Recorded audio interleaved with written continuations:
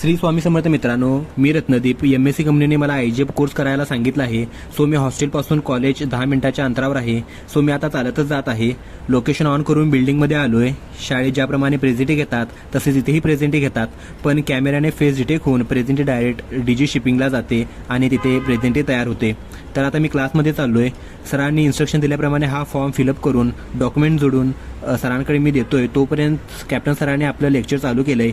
IGF म्हणजे international code of safety for ship using gases or low flash point fuels. हाच course आहे जो MScने प्रत्येक एम्प्लॉईला कोर्स करायला सांगितलेला आहे.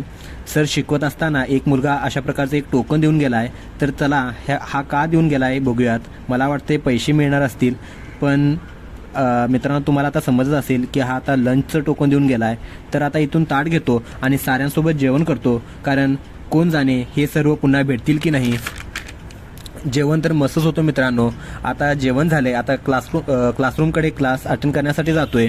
त्यानंतर पुन्हा मी क्लास अटेंड केला. त्यानंतर टी ब्रेक झाला, चहा प्यायलो आणि फ्रेश होऊन असे 1-2 फोटो काढले.